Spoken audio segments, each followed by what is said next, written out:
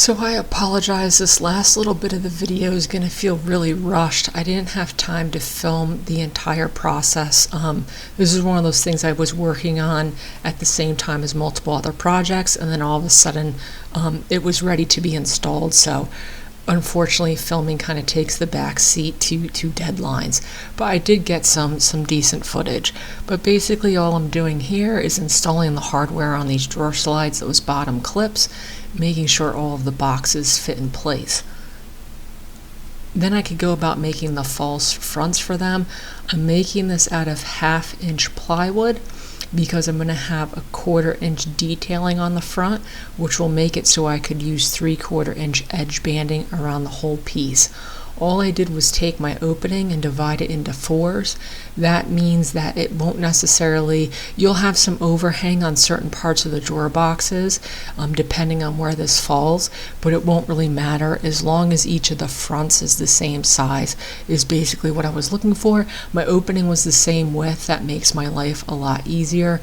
The one problem with these drawer slides are, and a lot of times if you're making a false front especially, a lot of the weight in the front without having anything in the cabinet, sometimes they want to kind of list forward, so be aware of that when you're doing this. If you're noticing that your drawer fronts are tilting in towards the bottom, if you put a little bit of weight in the drawer, usually that fixes it. And all I'm doing is putting some pennies around the edge. These are about 1/16 of an inch, and that is going to be my reveal for these. I could basically just cut this plywood and stack it as I go. Now this is a pretty thin reveal. I'm doing this for 2 reasons. Number one, the drawer boxes are all made out of plywood, which is dimensionally stable, so they'll stay that way. The outer frame, which is poplar, is what you have to worry about moving. But at this point, I am building this in the middle of the summer. It's the most humid it's going to be, which is the measurement you're concerned with as a woodworker. The relative humidity is what's going to make this stuff. So as the customer's house is brand new construction, so it has state-of-the-art HVAC. So if anything, that outer frame is going to shrink away from my boxes, causing a wider reveal, which is why I decided to make it so tight. In the wintertime, I do the exact opposite. I make the reveal a little bit bigger so that when this expands in the summertime, nothing binds. But basically, as you saw there, I braided the fronts in place and then put a couple screws in them. That's all it takes to hold those in front, especially since there will be draw hardware going through the center, which will also help. And then I just had a 1/4 inch plywood, which I'm putting around the edges. You can see I build these as I go. I match them to the bottom. Whenever I'm going off camera, I'm cutting this on the radial arm saw. And then I have a pin nailer at this point. I could pin nail these in place so I don't have a lot of patching and puttying to do. I could take my pennies out. I'll do the top side, and then I could do the 2 sides as well. Now, like I said, the outer edge is now 3/4 of an inch, so I could edge band it. I don't think I showed that, but you could kind of see the edges there. The inner edge, even though it's plywood and you'll see those plies, this is going to be painted. So all I do is I put a bead of caulk around that inner edge, and when it's painted, you can't tell that it's plywood. So that, I find, is one of the better ways to do this sort of style, if it is going to be painted. If this wasn't going to be painted, if it was going to be stained, I would have had to use hardwood for this outer edge. And that is basically what those drawers look like. Now at this point, they're all a little bit different. The openings are a little bit different, like I said. So I numbered them so I could take them out and then put them right back in place at the customer's house. So in this upper cabinet, it's going to have 4 shelves, which I thought was a lot. And when we got it on site, we decided that 3 shelves worked a little bit better, which is fine. I left them with the extra shelf if they decided eventually they want to change out the top. That is the one bonus to adjustable shelves, is obviously the adjustability. For the shelf pins, all I do is I take a piece of pegboard and a stop on my drill, and I just use that for all the shelf pin holes. It's a really simple way to do it and extremely versatile. I'm using 1/4 inch shelf pin holes, so the holes in this pegboard is 1/4 inch.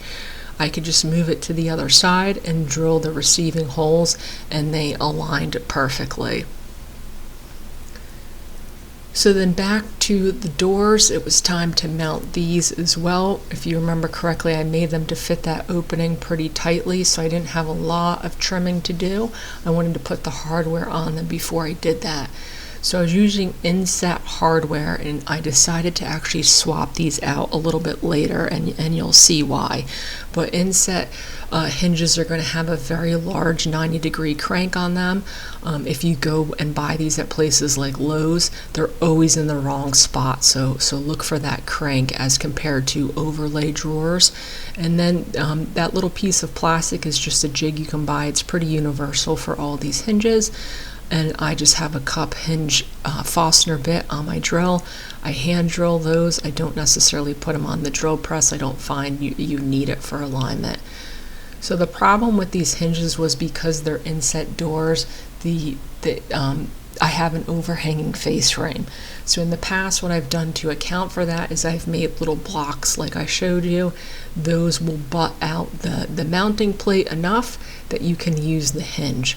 And usually these plates are a little bit smaller. This face frame has quite a large overhang, like I mentioned in the other videos, because the shelves were so wide. I had to have a large face frame in order to account for sagging over time. I just didn't like the way they looked. So after I had these mounted and all ready to go, and a couple of weeks later, I just didn't like them, and I didn't think the customer would like them.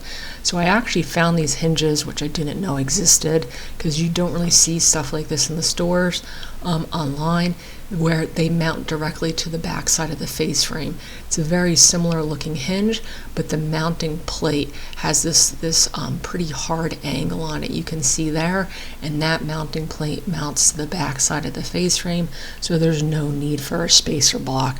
I was extremely happy I swapped these out. It was very easy to do. I just lined these up with where the mounting bracket was, and I could just reattach these, and now I have no bulky spacer there.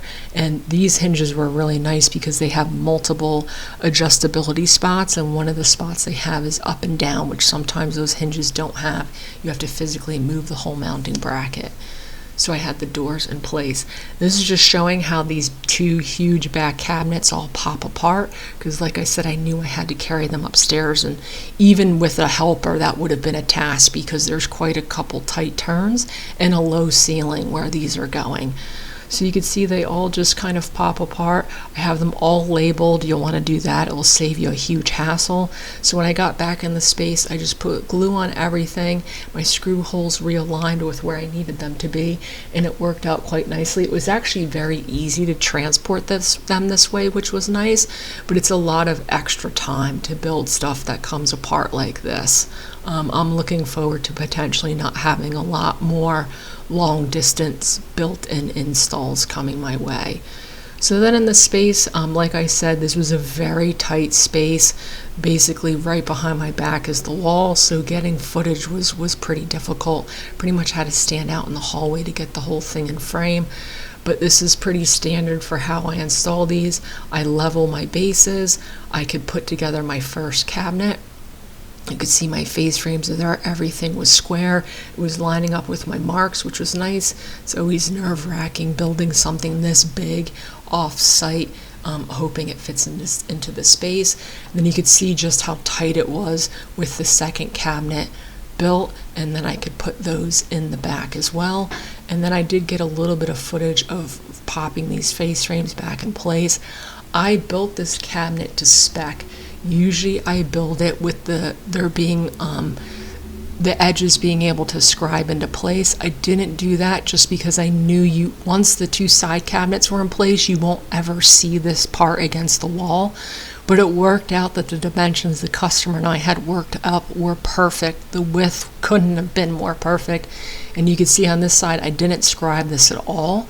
And the only thing I have is a little bit of a gap, which the caulk will hide, even though you'll never see it. I did end up caulking it. And then on the other side, same thing. I didn't scribe this at all, and it fit perfectly. So that was pretty nice with these two back cabinets. Now the funny thing about this is you'll notice they're very close to the ceiling, and the customer was taking measurements from her husband's cabinet, which doesn't have this 5.5-inch base. so she thought she was going to have more space up top. We were kind of laughing about it. I assumed they were putting like file folders or portfolios up there or something.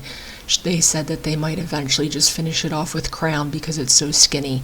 So if you notice that, that was not a design flaw on anyone's part necessarily, but they're planning on changing that.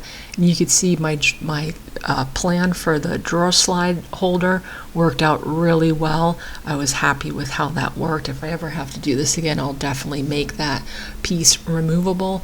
I could just slide it back into place, reattach everything, my screw holes lined up. So at that point, I knew it was going to go in there pretty well. And I didn't mention this, but obviously I prime this and have one coat of paint on this before bringing it to the space. There's always touch-ups to do, so I always leave that anyways. And then I could put the backer on and lift these into place. This cabinet's a little bit heavier, obviously, with the drawer slides in there, but the side cabinets weren't heavy. They're just an awkward hold. And then I could line all this up for doing hardware and whatnot. And like I said, I didn't get a lot of good stuff with that. These look more complete with their rails in place. And the center rails I got specifically so these can't sag because they're kind of wide. Put some edge detailing on these two edge cabinets, which I was pretty happy with. And that is basically what that looks like. These were the best, like I said, and the lighting in here wasn't great, and of course the day I finished it was overcast, so it wasn't getting much help from outside light, but that is basically what it all looks like done and installed.